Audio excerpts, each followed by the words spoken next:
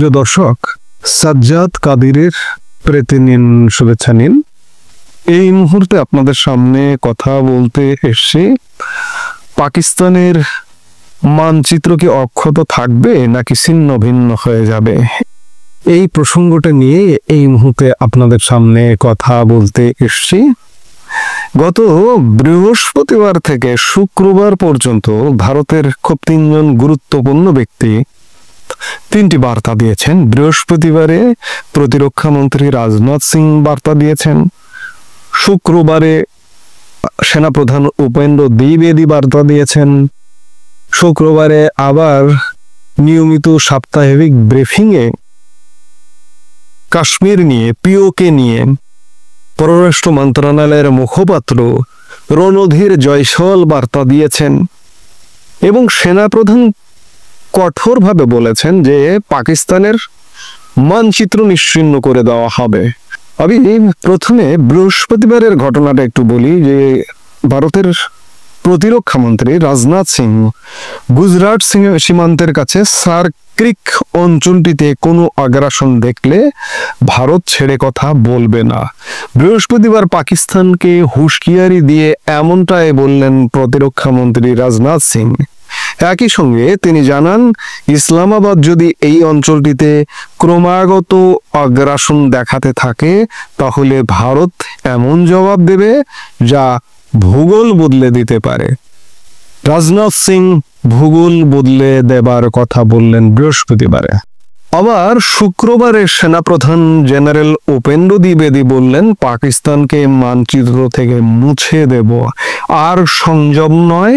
পড়শিকে সতর্ক করলেন সেনাপ্রধান। অপারেশন সিঁদুরের প্রথম পর্বে ভারত সংযম দেখিয়েছে, এরপর আর সংযম দেখাবো না, পাকিস্তানকে মানচিত্র থেকে মুছে দেব। শুক্রবার সাফ সূত্র ভাষায় ইসলামাবাদকে এই সতর্কবার্তা দিলেন ভারতীয় সেনাপ্রধান জেনারেল উপেন্দ্র দ্বিবেদী। প্রতিবেশী দেশ যদি রাষ্ট্রের মদদে জঙ্গিপনা বন্ধ না করে তাহলে প্রথম অপারেশন সিঁদুরের মতো ভবিষ্যতে আর সংযত থাকবে না ভারত, বলেন দ্বিবেদী। রাজস্থানের অনুপনগরে একটি সেনা ছাউনিতে এদিন এসেছিলেন দ্বিবেদী। সেখানে স্পষ্টতই পাকিস্তান সীমানা ডিঙিয়ে ভারতে জঙ্গি পাচার না থামালে দ্বিতীয়বার অপারেশন সিঁদুরের আভাস দিয়ে রাখলেন সেনাপ্রধান জেনারেল উপেন্দ্র দ্বিবেদী। আবার পাক অধিকৃত কাশ্মীরে সরকার বিরোধী আন্দোলন তীব্র আকার ধারণ করায় মুখে না বললেও খুশি ভারত। শুক্রবার দেশের বিদেশ মন্ত্রক পাক অধিকৃত কাশ্মীরের প্রতিবাদীদের ওপর সে দেশের সেনা পুলিশের যৌথ নৃশংসতাকে ভীতিজনক বলে আখ্যা দিয়েছে। পাকিস্তানের শোষণ নিপীড়নের শাসনের প্রতিবাদে এটাই স্বাভাবিক পরিণতি বলে মনে করে নয়াদিল্লির সরকার। এদিন সাপ্তাহিক সাংবাদিক সম্মেলনে বিদেশ মুখপাত্র রণধীর জয়সওয়াল বলেন, পাক অধিকৃত কাশ্মীরের বিভিন্ন জায়গায় প্রতিবাদ চলছে, যা দমন করতে পাক বাহিনী নৃশংস অত্যাচার চালাচ্ছে। এই অঞ্চলকে জোর করে অবৈধভাবে দখল করে রেখেছে সরকার। এখানকার প্রাকৃতিক সম্পদকে অন্য দেশের হাতে বেচে দিতে চাইছে। এই দমন পীড়নের প্রতিবাদে স্বাভাবিকভাবেই সাধারণ মানুষ রুখিয়ে দাঁড়িয়েছেন। এখানে যেভাবে মানবাধিকার লঙ্ঘন হয়ে চলেছে তার জন্য পাকিস্তান সরকার দায়ী। উল্লেখ্য, অধিকৃত কাশ্মীরে প্রতিবাদ দমন করতে পাক বাহিনী 12 জনকে ইতিমধ্যে গুলি করে মেরেছে। জখম হয়েছেন প্রায় 150 জনের বেশি। সব মিলিয়ে ফের গৃহযুদ্ধের মুখে পাকিস্তান। কেবলমাত্র ভারত বিরোধী চক্রান্ত কষতে ব্যস্ত পাক প্রশাসনের নজরই নেই নিজের দেশের দিকে। একদিকে সুদূর পশ্চিম প্রান্তে পালুস স্বাধীনতাকামীদের নিরন্তর বিদ্রোহ, অন্যদিকে গত কয়েকদিন ধরে পাক অধিকৃত কাশ্মীরের মানুষ প্রতিবাদে সরব হয়েছেন সরকারের বিরুদ্ধে। আপনারা জানেন যে প্রায় গত 1 সপ্তাহ হতে চলল, 5-6 দিন যাবৎ কাশ্মীরের মানুষ, পিওকে যেটি পাক অধিকৃত কাশ্মীর, সেখানে মানুষ বিক্ষোভে ফেটে পড়েছে, বিক্ষোভে রাস্তায় নেমেছে এবং সেখানে ইতিমধ্যে 150 শতাধিক মানুষ আহত হয়েছে, 12 জন নিহত হয়েছে। পাকিস্তানের এই অংশটার এমনই অবস্থা যে এখানে সাধারণ মানুষের যে নাগরিক সেবা, বিদ্যুৎ, জল, বিভিন্ন পরিষেবা এবং দুর্নীতি এবং অত্যাচার, সরকারি সেবা এখানে নেই বললেই চলে। এসবের প্রতিবাদে কাশ্মীরের জনগণ রাস্তায় নেমেছে এবং এটা অবশ্যম্ভাবী ছিল অনেক আগে থেকেই, যার কারণে কদিন আগে প্রতিরক্ষা মন্ত্রী রাজনাথ সিং যখন মরক্কো সফর করতে গেলেন তখন এক বক্তব্যে তিনি বলেছিলেন যে পিওকেতে আমাদের আর হামলা করতে হবে না। পিওকে নিজেই বলবে যে আমরা পাকিস্তানে থাকবো না, ভারতের অংশ হয়ে যাব। আজকে কাশ্মীরের অবস্থাটা ঠিক তেমন। আবার ওদিকে বালুচিস্তান দীর্ঘদিন 77 বছর যাবত স্বাধীনতা আন্দোলনে ফুঁসছে, প্রতিনিয়ত অগ্নি উস্ফুলিঙ্গ হয় সেখানে। এই সবকিছু মিলিয়ে পাকিস্তান নিজ দেশের খেয়াল রাখতে পারে না।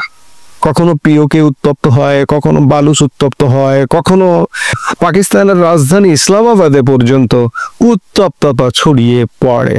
পাকিস্তান নিজেদের খেয়াল করতে পারে না, নিজেরা খেতে পারে না, পড়তে পারে না। আবার ভারতের বিরুদ্ধে নানা রকম কুৎসা রটনা, ভারতের বিরুদ্ধে নানা রকম ষড়যন্ত্র। আবার মার্কিন যুক্তরাষ্ট্র পাকিস্তানকে পেয়ে বসেছে, মার্কিন যুক্তরাষ্ট্রের উস্কানিতে ভারতের বিরুদ্ধে নানা রকম হুমড়িতুমড়ি করে। অবস্থাটা এমন দিকে যাচ্ছে, একদিকে পিওকে, ওদিকে বালুচ, পাকিস্তানের আভ্যন্তরীণ অস্থিরতা। এভাবে চলতে থাকলে নিজ দেশে গৃহযুদ্ধ তো অবশ্যম্ভাবী, কারণ সেখানে দারিদ্রতা, অর্থনৈতিক দুরবস্থা, এইসবের মধ্যে আবার আন্তর্জাতিকভাবে ভারতের সাথে নানা রকম শত্রুতায় জড়িয়ে যায়। ভারত ছেড়ে দেবে না। ভারত যদি ওদিকে বালুচকে সহযোগিতা করে এবং চীনের যত পাকিস্তানে যত ইনভেস্টমেন্ট সব বালুচ, চীন এবং ভারত যদি সহযোগিতা করে তাহলে বালুচ স্বাধীন হয়ে যাওয়া 1-2 ব্যাপার। আজকে সিদ্ধান্ত নিল চীন ভারত সহযোগিতা করবে, 3 দিনের মধ্যে স্বাধীন হয়ে যাবে বালুচ।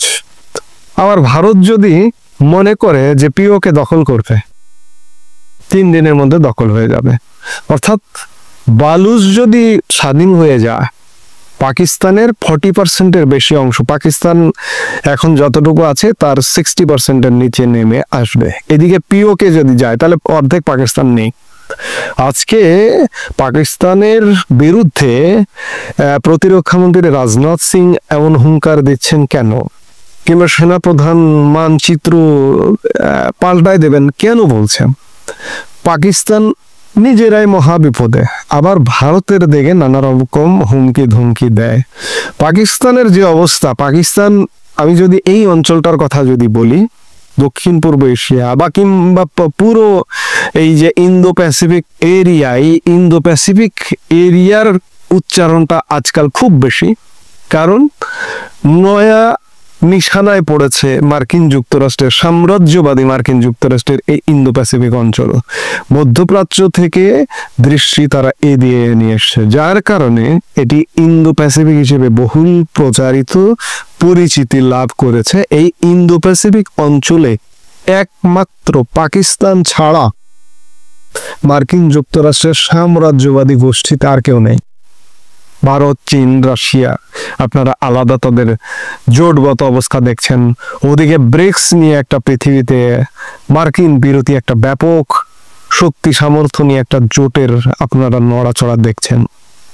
এই সব কিছু মিলিয়ে শুধুমাত্র পাকিস্তান মার্কিন সাম্রাজ্যবাদীদের দৃষ্টিতে, এবং পাকিস্তান মনে করে যে মার্কিন যুক্তরাষ্ট্র আমাদের পেছনে আছে মানে আমাদের কেউ ধরতে পারবে না। কিন্তু পাকিস্তান একটা ভুলের রাজ্যে বসবাস করছে। এই ভুলের কারণে পাকিস্তান যদি বিখণ্ড হয়ে যায়, পাকিস্তান যদি ভাগ হয়ে যায় বিভিন্নভাবে, কারো কিছু করার থাকবে না, পাকিস্তান রক্ষা করতে পারবে না। সামনে দিন যত যাচ্ছে তত পরিস্থিতি ঘোলাটে হচ্ছে পাকিস্তানের জন্য। এখন দেখার বিষয় যে পাকিস্তান মানচিত্র আসলে হয়তো যেভাবে চলছে অখণ্ড পাকিস্তান থাকবে না, খণ্ড খণ্ড হয়ে যাবে, সেই দিন হয়তো ঘনিয়ে আসছে। যার কারণে বিশেষ করে ভারতীয় 3 জন গুরুত্বপূর্ণ ব্যক্তির কণ্ঠে আমরা বৃহস্পতিবার শুক্রবারে উচ্চারণ শুনলাম যে মানচিত্র পাল্টে দেওয়া হবে। এখন দেখার বিষয় যে কি ঘটতে যাচ্ছে আমরা নিশ্চয়ই দেখব। এই মুহূর্তে এ পর্যন্ত, সবাই ভালো থাকুন, সুস্থ থাকুন। আমাদের ভিডিওগুলো নিয়মিত পেতে সাবস্ক্রাইব করুন Sajjad Kadir and the Legends YouTube channel এবং লাইক, কমেন্ট, শেয়ার করে সাথে থাকুন।